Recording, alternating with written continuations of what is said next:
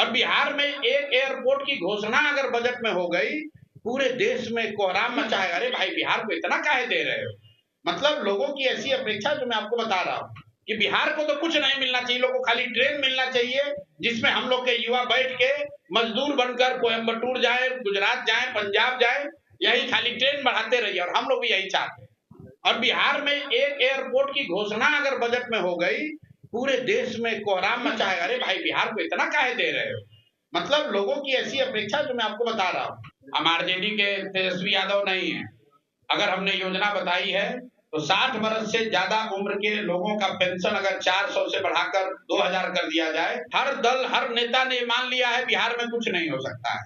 मैं रोज कहता हूं कि बिहार को ज्यादातर दल और नेताओं ने न सुधर पाने वाला मानकर छोड़ दिया है। नमस्कार, आप लाइव सिटीज देख रहे हैं। मैं हूं आपके साथ काव्या।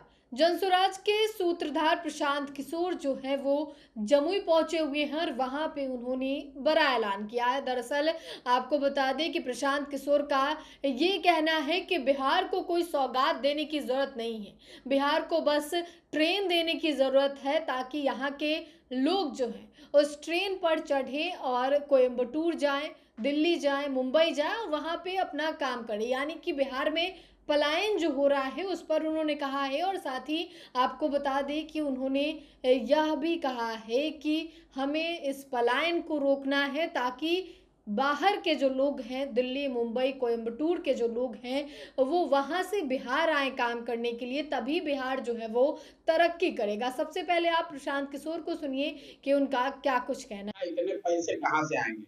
मैंने जो बताया उसमें सिर्फ एक ही योजना ऐसी है जिसमें बजट से पैसा लगना है, वो 2000 रुपया 60 साल से ऊपर वालों के लिए। हम आरजेडी के तेजस्वी यादव नहीं है। अगर हमने योजना बताई है तो 60 वर्ष से ज्यादा उम्र के लोगों का पेंशन अगर 400 से बढ़ाकर 2000 कर दिया जाए, तो बिहार सरकार पर करीब करीब 10 से 12 हजार करोड़ का सालाना खर्च आएगा एडिशनल।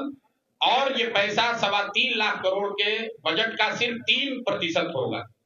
3% अगर सरकार अपने बजट का खर्च करे तो 60 वर्ष से ज्यादा उम्र के हर महिला पुरुष को ये सोशल सिक्योरिटी दी जा सकती है।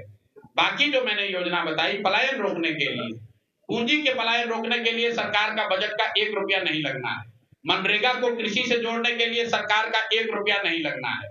और जो सस्ते लोन की बात है, 1 लाख करोड़ रुपया का अगर लोगों को यहाँ लोन मिले, 1 लाख करोड़ रुपया पर 6000 करोड़ का खर्च आएगा, जिसको इंटरेस्ट सबवेंशन स्कीम कहते हैं, ताकि लोग यहाँ पर रोजी रोजगार के लिए 12%, 14% पर नहीं, 4% सालाना ब्याज पर लोन मिल सके उनको।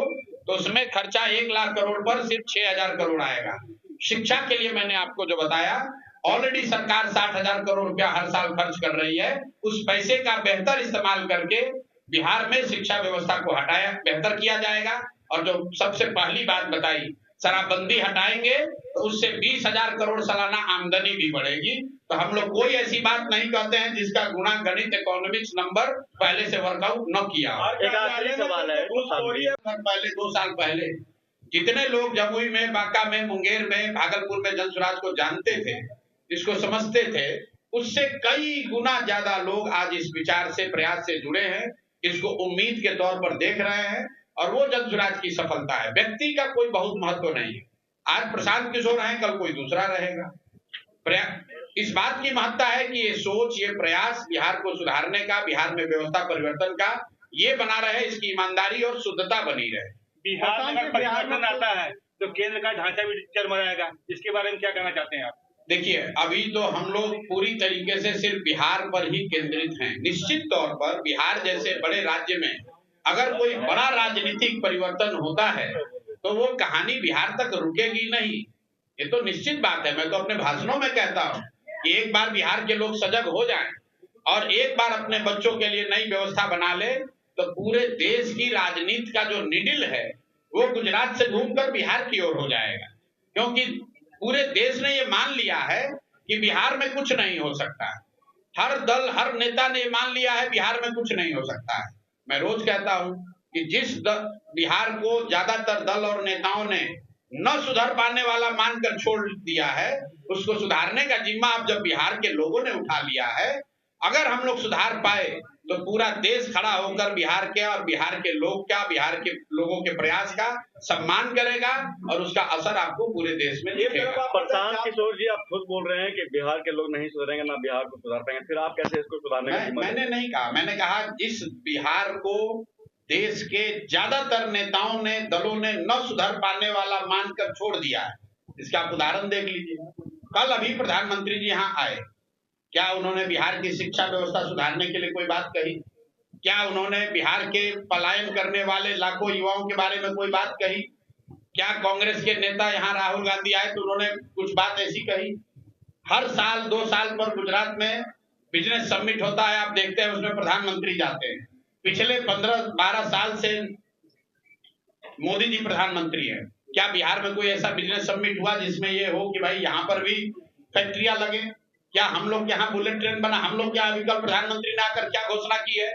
ये रेलवे लाइन का चौड़ीकरण किया जाएगा, ये एक ट्रेन, पैसेंजर ट्रेन बढ़ाई जाएगी, ये एक लाइन का इलेक्ट्रिफिकेशन किया जाएगा। देखिए कितना फर्क है। मोदी जी प्रधानमंत्री है, गुजरात के भी प्रधानमंत्री हैं और बिहार के भी प्रधानमंत्री हैं। गुजरात के लिए 1 लाख करोड़ का बुलेट ट्रेन बन रहा है, 1 लाख करोड़ रुपया कर्ज लेकर, और वो कर्ज में बिहारी भी शामिल है, हम लोग पर भी वो कर्ज है। हमें उससे कोई दिक्कत नहीं है, देश का विकास होना चाहिए। लेकिन गुजरात में मोदी जी अहमदाबाद से मुंबई के लिए बुलेट ट्रेन की बात कर रहे हैं, अहमदाबाद में गिफ्ट सिटी की बात कर रहे हैं, और बिहार में आकर क्या कह रहे हैं? सहरसा में, नरकटियागंज में वो रेलवे लाइन बना दिया जाएगा, जो बन रहा है उसका दोहरीकरण कर दिया जाएगा। लोगों ने ये मान लिया है कि बिहार के लोगों की इतनी ही आशा अपेक्षा है कि हमको 5 किलो अनाज मिलता रहे।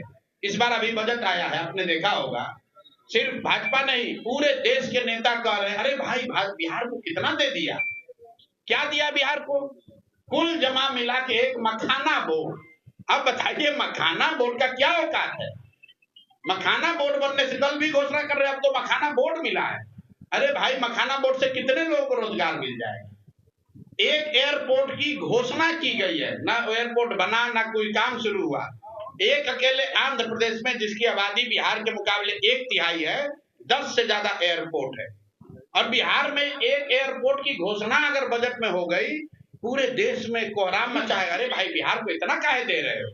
मतलब लोगों की ऐसी अपेक्षा, जो मैं आपको बता रहा हूँ कि बिहार को तो कुछ नहीं मिलना चाहिए, लोगों को खाली ट्रेन मिलना चाहिए, जिसमें हम लोग के युवा बैठ के मजदूर बनकर कोयम्बटूर जाए, गुजरात जाए, पंजाब जाए, यही खाली ट्रेन बढ़ाते रहिए। और हम लोग भी यही चाहते हैं, एक और ट्रेन मिल जाता ना तो बच्चा सबको जाने को आसान हो जाता। आपने जनस्वराज के संस्थापक प्रशांत किशोर को सुना, जो कि जमुई पहुंचे हुए थे और वहां पे उन्होंने एक तरफ जहां एनडीए की सरकार पर निशाना साधा, नीतीश कुमार पर निशाना साधा, लालू यादव पर निशाना साधा, और दूसरी ओर शराबबंदी का भी जिक्र करते हुए नजर आए हैं प्रशांत किशोर। उनका शुरू से कहना है और एक बार उन्होंने फिर से कहा है कि शराबबंदी हम खत्म करेंगे, और उससे जो रेवेन्यू आएगा, यानी कि उससे जो पैसा आएगा, उसे शिक्षा पे खर्च की जाएगी, उसे लोगों को ब्याज दिया जाएगा। तो इन तमाम रोड मैप को लेकर प्रशांत किशोर जो है वो जमुई पहुंचे हुए और तमाम बातों को कहते हुए नजर आए हैं। तो फिलहाल के लिए इतना ही। साझा चैनल को सब्सक्राइब करें, फेसबुक पेज को लाइक करें। वीडियो देखने के लिए आपका धन्यवाद।